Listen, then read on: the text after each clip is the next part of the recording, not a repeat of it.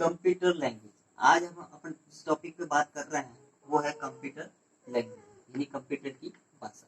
जैसे हर देश की एक भाषा होती है उसी प्रकार कंप्यूटर की भी एक भाषा होती है।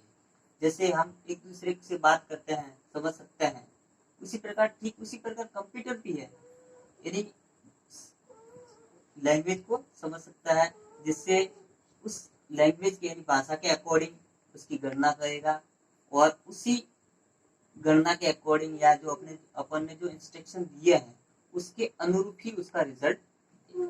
अब प्रोग्रामिंग जो लैंग्वेज है इसका यूज कहाँ किया जाता है, तो प्रोग्रामिंग लैंग्वेज बनाने का मुख्य कारण यह है कि किसी भी एप्लीकेशन को डिजाइन करने के लिए ये बनाया गया है। जिस प्रकार जैसे हिंदी की अंदर जो हिंदी व्याकरण होती है या इंग्लिश ग्रामर है उसमें जिस प्रकार से वर्ण है वाक्य है शब्द है जैसे होते हैं वैसे ही कंप्यूटर में भी वर्ण वाक्य शब्द इत्यादि का यूज होता है। अब आती है type of computer language. Computer की भाषा कितने प्रकार की होती है, तो आमतौर पर कंप्यूटर की भाषा है वो दो भागों में बांटा गया है। एक तो लो लेवल लैंग्वेज जिसको शॉर्ट फॉर्म बोले तो ट्रिपल है LLL। एक होती है HLL यानी high level language. Low level language है वो केवल कंप्यूटर ही समझता है और इसका जो और दूसरा है इसके अंदर किसी ट्रांसलेटर की जरूरत नहीं होती है या ट्रांसलेटर का यूज नहीं होता है। अब low level high level language के अंदर क्या होता है और लो लेवल में फर्क कितना है। लो लेवल लैंग्वेज जिसे केवल कंप्यूटर ही समझता है और हाई लेवल लैंग्वेज है जिसे यूजर यानी हम जिसे हम समझ सकते हैं वो हाई लेवल लैंग्वेज और जिसे कंप्यूटर समझ सकता है वो आती है लो लेवल लैंग्वेज। अब लो लेवल लैंग्वेज के अंदर दो तरह की लैंग्वेज आती है, इसके भी दो पार्ट है अलग से। एक तो होता है मशीनी लैंग्वेज, एक होती है असेंबली लैंग्वेज। अब मशीनी लैंग्वेज है या असेंबली लैंग्वेज है इसके लिए सबसे बड़ी डिसएडवांटेज ये है कि इसको जिसको हार्डवेयर की नॉलेज है फुल्ली नॉलेज होती है वही इस लैंग्वेज पे काम कर सकता है। डिसएडवांटेज के बारे में और आ जाए तो इसमें सबसे ज्यादा टाइम लगता है। दूसरा इसमें एरर की संभावना है वो सबसे ज्यादा है। अब एडवांटेज यानी लो लैंग्वेज की एडवांटेज देखें तो सबसे एडवांटेज मोस्ट पावरफुल यही होती है कि इसका जो एजुकेशन है यानी संपादन वो फास्टली होता है हाई लेवल लैंग्वेज से। अब मशीनी लैंग्वेज नहीं लो लैंग्वेज के अंदर दो लैंग्वेज आती है जो पहले बताया था कि मशीनी लैंग्वेज के अंदर एक तो होती है मशीनी लैंग्वेज और एक होती है असेंबली लैंग्वेज। अब आते हैं अपन मशीनी लैंग्वेज। तो मशीनी लैंग्वेज के अंदर यानी आपको पता होगा कि कंप्यूटर है वो केवल 0 और 1 को ही समझता है यानी अंकों को समझता है और इसके अंदर जो निर्देश दिए जाते हैं कंप्यूटर को या इंस्ट्रक्शन दिए जाते हैं वो केवल 0 और 1 के फॉर्मेट के अंदर ही दिए जाते हैं और 0 और 1 फॉर्मेट है वो बाइनरी के अंदर दिए जाते हैं। मशीनी लैंग्वेज के लिए अब मशीन के लिए तो ये मशीनी लैंग्वेज है वो सरल होती है क्योंकि उसको तो ओनली फॉर 0 और 1 में बाइनरी कोड में कन्वर्ट होकर आ जाती है। परंतु एक प्रोग्रामर को यदि किसी एप्लीकेशन को बनाना है तो उसके लिए कठिन होती है क्योंकि उसको 0 और 1 फॉर्मेट के अंदर बाइनरी में उसको कोड याद रखने पड़ते हैं। जैसे किसी भी एग्जांपल अपन लेते हैं कि अपने को कोई एक प्रोग्राम दिखाना है जिसके अंदर करना है कि सम ए प्लस बी मतलब एक कोई एरे है या बी है इसके अंदर जो वैल्यू है और इसके अंदर वैल्यू है इन दोनों वैल्यूज को अपने को यदि ऐड करवाना है तो इसके लिए क्या करना पड़ेगा उसको। अब फर्स्ट वाला इसको है तो इसको उसने बाइनरी कोड में कन्वर्ट करना पड़ेगा और इसको भी उसको बाइनरी कोड में कन्वर्ट करना पड़ेगा। तो इसके लिए उसको जैसे बाइनरी कोड में जैसे एग्जांपल अपन लेते हैं कि इसको ऐड करवाना है, तो इसका बाइनरी कोड हो जाएगा जैसे इसमें आएगा 100101000। ये सारे के सारे बाइनरी कोड उसको याद रखने पड़ते हैं। फिर वापस दूसरी वैल्यू लेगा, उसमें ये कोड याद रखने पड़ेंगे, तब जाके ये ऐड होगा। तो ये प्रोग्रामर है बनाने के, प्रोग्रामर को यानी कोई एप्लीकेशन या किसी तरह के फॉर्मूलेस बनाने के लिए उसको ये कठिनाई आती है। दूसरी बात, अब इसमें एरर आती है। अब एरर आने का कारण यही है क्योंकि हो सकता है किसी में भी एरर, ये बाइनरी कोड लिखने में एरर आ जाएगी। दूसरा मशीनी लैंग्वेज है, नो पोर्टेबल। अब पोर्टेबल क्यों नहीं है?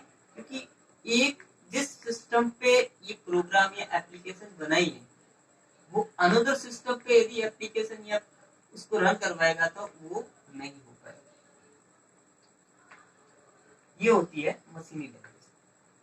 लो लैंग्वेज के अंदर सेकेंड आती है, वो होती है असेंबली लैंग्वेज, जिसके अंदर जैसे इसमें जो अपन इंस्ट्रक्शन देते थे मशीनी लैंग्वेज के अंदर, वो देते थे अपन 0 और 1 फॉर्मेट के अंदर, बाइनरी के अंदर। और इसमें जो इंस्ट्रक्शन देंगे वो अंग्रेजी शब्द का प्रयोग करते हैं, जैसे ऐड, सब वगैरह। इसमें मशीनी लैंग्वेज के अंदर किसी भी तरह का ट्रांसलेटर यूज नहीं होता है। जो मैंने पहले भी बताया था कि जो लो लैंग्वेज है, लो लेवल लैंग्वेज, इसके अंदर किसी भी तरह का ट्रांसलेटर का उपयोग नहीं होता है। लेकिन असेंबली लैंग्वेज के अंदर ट्रांसलेटर का यूज करना पड़ता है। अब ट्रांसलेटर करना पड़ेगा,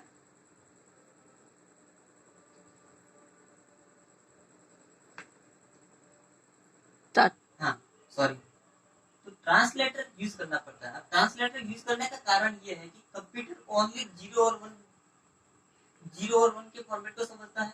तो अब ये असेंबली लैंग्वेज के अंदर अंग्रेजी शब्द का यूज होगा, जैसे ऐड है, ADDSUB, ये कोड होते हैं या कीवर्ड है। एक इससे पहले थोड़ा सा मैं आपको बता देता हूँ, जैसे कंप्यूटर के अंदर रिजर्व वर्ड होते हैं, जैसे ऐड है, सम है और MD है।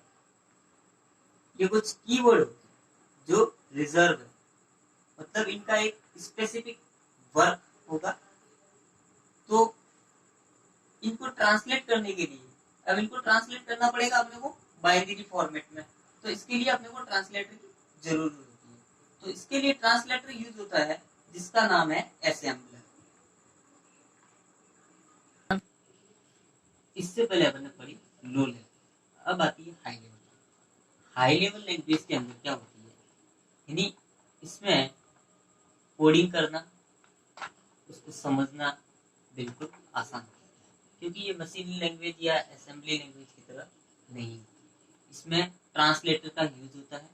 और आप ये कह सकते हैं कि हाई लेवल लैंग्वेज है वो एक तरफ से यूजर फ्रेंडली भी होती है।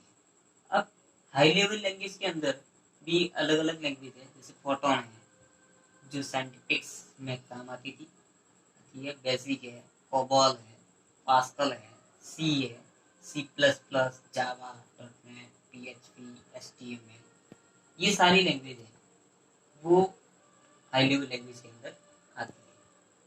अब हाई लेवल लैंग्वेज के अंदर भी अलग अलग जनरेशन के अकॉर्डिंग लैंग्वेज डेवलप हुई, जिसके अंदर थर्ड जनरेशन और फोर्थ जनरेशन। थर्ड जनरेशन के अंदर जिसके अंदर कोबॉल है, फोटोन है, बेसिक है, पास्कल है, सी है, C++ है, ये थर्ड जनरेशन के अंदर आती है। और फोर्थ जनरेशन के अंदर जैसे PHP है, HTML है, जावा है, .NET है, ये सारी जो लैंग्वेजेस हैं वो आती है फोर्थ जनरेशन, जिसके अंदर टूल किट है यूज होता है। अब टूल किट क्या होता है, क्योंकि कोई भी अपन एप्लीकेशन बनाते हैं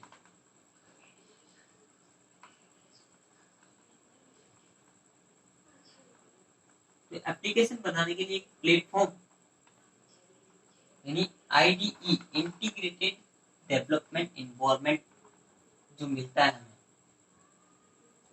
वो फोर्थ जनरेशन के अंदर पॉसिबल है। अब एप्लीकेशन जैसे अपन बना रहे हैं, अब मैं आपको एक छोटा सा उदाहरण देता हूँ। जैसे हम कोई वेबसाइट बना रहे हैं, तो वेबसाइट के अंदर दो चीजें अपने को ध्यान रखनी पड़ती है। एक तो होता है उसकी डिजाइन, दूसरा होता है कोडिंग।